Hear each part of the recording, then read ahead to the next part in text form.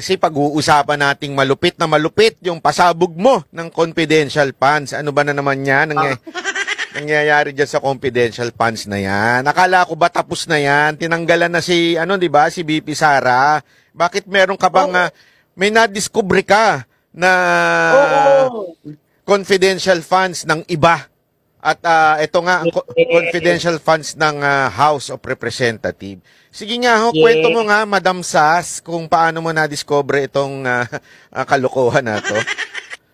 Go. Well, alam mo naman tayo, may mga friends pa tayo with COA.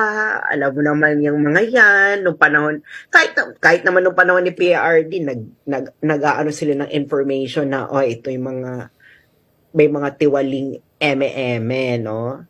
So, alam mo naman, ang COA, hindi naman kasi yan pwedeng makipagbardagulan ng harap-harapan, di ba? Kasi nga, well, it's gonna be prejudicial to them. Pero ako, may mga COA friends tayo, no? Ngayon, ito, someone pointed out to me na, naku Sas, ang House of Representatives, meron siyang item under confidential, intelligence, and extraordinary and miscellaneous expenses. So, yun yung main heading. Ngayon, sa ilalim nun, specifically, ang House of Representatives ay merong extraordinary expenses na 1.6 billion for the year 2023. 1.6 billion. Iba pa itong iba pa yung heavy luggage, ano? Iba pa 'yon. Yung heavy luggage kasi wala pang amount eh. It's very heavy. It's very heavy. Hindi na natin alam kung gaano ka-heavy. Pero ito kasi 1.6 billion. Iba pa to Banat Bay sa 2 billion pesos na traveling expenses ng House of Representatives. 2 billion? Iba pa yung, akala ko pareho na yun. Iba pa yung 2 billion, iba pa yung 1.6 billion.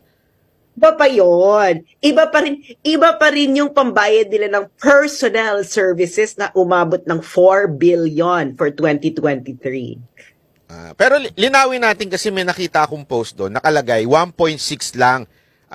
Sabihin, 1, tas parang 6. Ang tingin ko parang million. Bakit hindi million yun? Kasi, sa budgeting kasi, pinapaigsi nila yung mga digits. Ay, so, zero. ang denomination, ang denomination, this is in 1,000 denomination. So, pag ibig sabihin nun, kung ano yung figure na nandun, imumultiply mo siya by 1,000. So, kaya 1.6 billion. Yes, kaya 1.6 billion. Kasi ano yan standard kasi yan, na i-reduce mo yung number of digits. Ganyan. So, meron siyang 1.6 billion extraordinary funds. So, di ba sumagot na? Alam mo naman, sumagot. Nakita ko nga, sumagot si Kimbo, di ba? Lakas loob sumagot sa'yo. Mukhang... let's identify her fully. She is Teacher Stella Kim. Sino? Teacher Stella Kimbo. Okay. Ito. Ano bang sagot? Ano bang sagot ni Stella Kimbo? Hindi raw siya... confidential funds kasi hindi daw... ito daw ay auditable. Is it true na auditable yung 1.6 billion? Huwag muna natin pag-usapan yung 2 billion na expenses sa paglipad nila. Yung 1.6 muna tayo. Oo. Na confidential funds, sabi ni Kimbo, ito daw ay auditable. Is it true na auditable?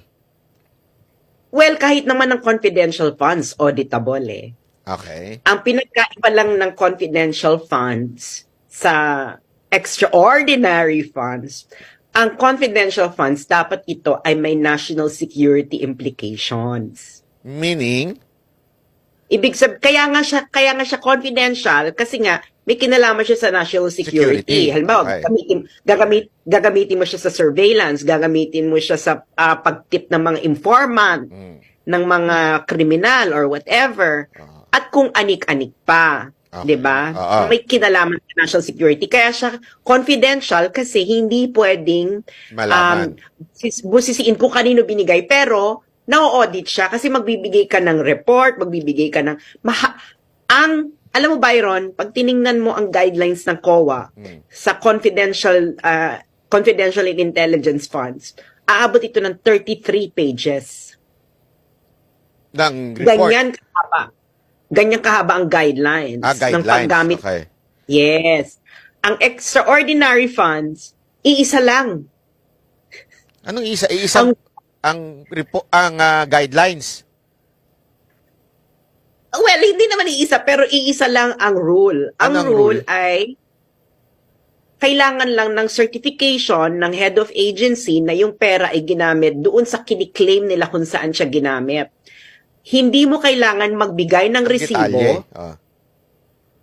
Hindi mo kailangan magbigay ng invoice at resibo. Kailangan mo lang magbigay ng resibo at invoice kung nag-exceed sa limit yung ginastos doon sa allotment. So, yung 1.6 billion, gagawa lang si Romualdez ng I certify this na ginamit sa ganito. Yun lang ang gagawin niya. Yes. So, wala siyang resibo kung saan ba kumain kami sa buffet, walang ganon. So, kahit lang, basta, I certify 1.6 billion, sakto. Hindi mo palalagpasin. Yes. Kasi pag lumagpas yan sa 1.6 billion, kailangan na ng resibo. Abay, pamalupit pala ito. So, 1.6. So, sandali, di sinungaling ito si Kimbo na sinasabi niyang auditable o ano. Kasi parang, yan yung pinapalag nila kay Sara, di ba? Oo, sinabi niya na auditable. Well, auditable siya, pero wala kang ang ibibigay mo lang is certification. Kasi yung confidential funds, kailangan nito ng saan to ginamit. Mahaba 33 pages ang guidelines ng paggamit at kailangan ma-justify mo na ito ay for national security purposes. Ang extraordinary fund, Byron, kailangan mo lang sabihin na it's extraordinary. So, ganito, angal sila ng angal dun sa confidential funds ni BP Sara na hindi nyo naman mapapaliwanag yan, walang accountability, wala lahat, di ba? Which is, mas maraming guidelines kung paano mo ito i-report sa COA. Yes. Itong extraordinary, asin ng guidelines lang, pirma lang ni Romualdez. Oo, certification of head of agency. Which is sino bang head of agency ng House of Representatives? So, isang pirma lang niya, may 1.6 billion na. Yun lang? Oo, yun. Kasi, ito, halimbawa sabi ni Kimbo, no? Marami siyang excuses itong si Kimbo, no? Ewan ko, sayang yung PhD, Byron, Ano ba yan? Kung ganyan lang palang level ng PhD ng utak, di na ako dapat nagpi-PhD. Diyos ko miyo, sabi daw niya, for calamities daw, ang 1.6 billion. For calamities? Di dapat, tama ka sa sinabi mo, dapat sa LGU, kung for calamities. Kayo, di ba, nasa gobyerno kayo, dati, di ba, alam nyo, Byron, kung gaano kailangan ng pera ng mga LGUs para sa disaster response, di ba? Naggobyerno kayo ni Mocha, alam nyo yan. Saka silang may kailangan nun. Hindi ang congressman ba pagka bumabagyo, nasa karsada, tumutulong ba yun? Parang wala naman ako nakitang congressman na ganun. Pupunta sa kalsada, pupunta sa baha. Mga mayor pa, posible, di ba? O talagang... Kasi ayon sa batas, Byron, ang may mandate ng disaster response ay mga LGU. Sila ang frontliners. Wala doon ng Congress. Pero ito, hindi ka ba nagtataka? Di ba ang putak ng putak dyan, ito Makabayan Black? Makabayan Black, putak ng putak sa kay BP Sara Duterte. Yung nirereklamo nila, di naman trabaho ni BP Sara Duterte ang mag-ikaroon ng intelligence, spy, or whatsoever. Hindi naman trabaho. Bakit dito hindi sila pumuputak? Ito mga na ito. Baka kasi yung ginagawa kasi nila, Byron, ay kasama sa extraordinary. Magkano kayo pampatahimik doon, ano? Dalawa?